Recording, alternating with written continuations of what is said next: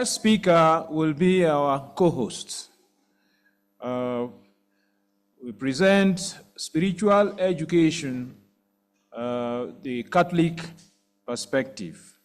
This will be Father Dr. Louison Emerick Mbila, who is a member of the Congregation of the Holy Spirit since 1998 and a priest since July 5, 2003, currently chaplain of the Catholic Church at the African Union. He did his theological studies at the Spiritan International School of Theology of Enugu State in Nigeria and holds a doctorate in theology from the Université Catholique de Louvain in France. Please join me in welcoming Father Mbila, our very, very able host. Thank you. Thank you. Don't worry, dear friends. This is the last keynote speech. And you are not going to die. And if you do die, with all these spiritual leaders, they will pray for you and you go to heaven straight. Your Excellencies, brothers and sisters, dear friends, during the COVID-19 pandemic, there was a belief that religions did not provide essential services to society. When the list of organizations providing essential services was released, religious organizations and religious ministers were not included. This meant that patients were left without spiritual comfort when they needed it most, and many suffered and died alone. It is perplexing that even political leaders who identified with a religion did not consider it as essential to society.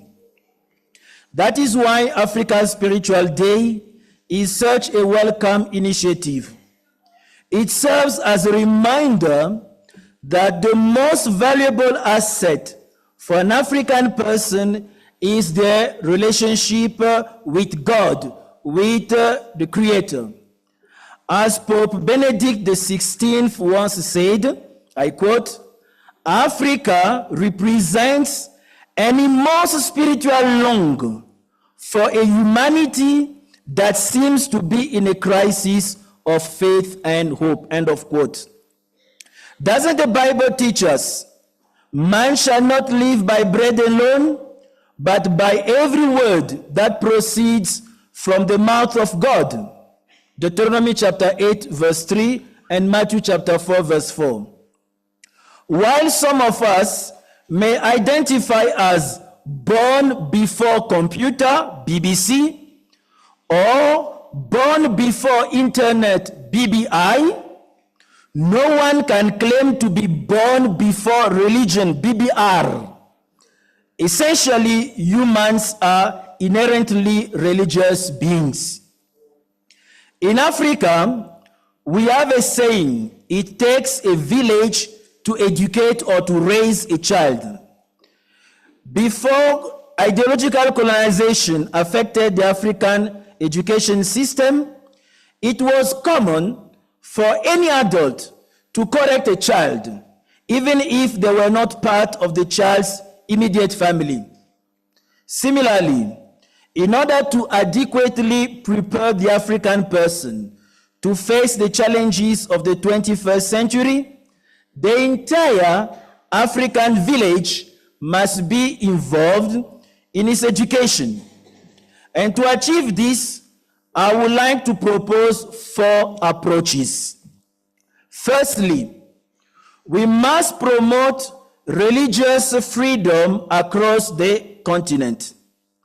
Religious freedom should be ensured in all the 55 member states of the African Union. This goes beyond the freedom to practice and promote one's religion publicly. True religious freedom also includes the freedom to change one's religion. To make this a reality, we need to establish a religious freedom observatory that can enforce religious freedom and even propose sanctions on countries that do not respect it. It is unacceptable that in the 21st century, Africans can be tortured or killed simply because they choose to change their religion. It is unacceptable in Africa. Secondly, promoting religious education in all educational structures across the continent is crucial. Religious illiteracy hinders Africa's development. It is essential that religious education within the African education system not only covers religions originating from outside the continent, but also includes the teaching of African traditional religion. This is the same religion that nurtured the scholars of the Nile Valley civilizations who played a significant role in the development of philosophy and science since the pharaonic era. Their works still resonate in Egypt, the land of Kush, Ethiopia, and the rest of Africa. Thirdly, the African people of the 21st century must become experts in interreligious dialogue. For instance, when the muezzin calls the Muslim community to pray, a Christian can also ponder, why not me too? Christians can learn from our Buddhist brothers and sisters about the importance of meditation and concentration to avoid succumbing to the dictatorship of noise. In various Catholic schools on the continent, in places like Djibouti or Zanzibar, for example, majority of the students are Muslims, and this coexistence and collaboration should be the path to follow. Fourthly, we should push the boundaries further to provide spiritual training that aligns with the demands of the 21st century.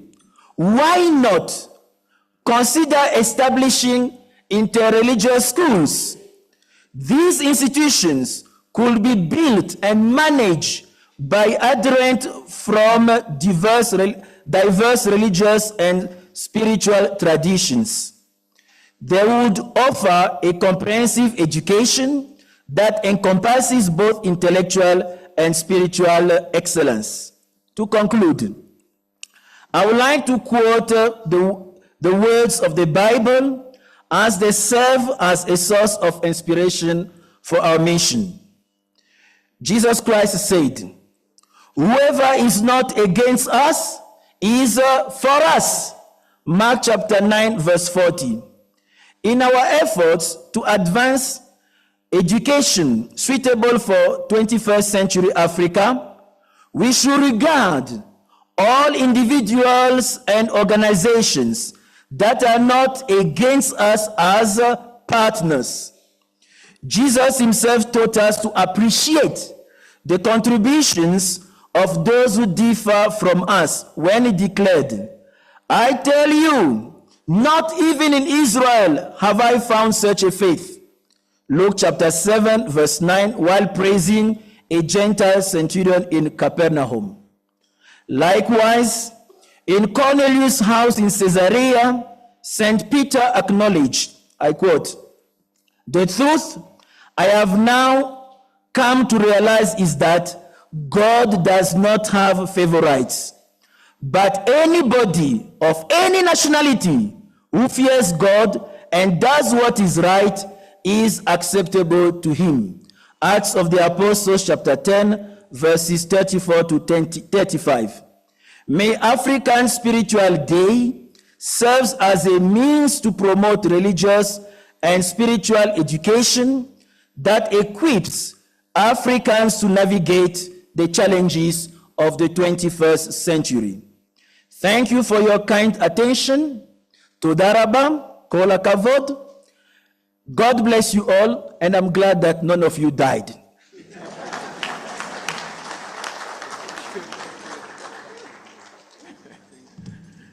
Let's give Father Mbila a very thunderous applause, please. Thank you.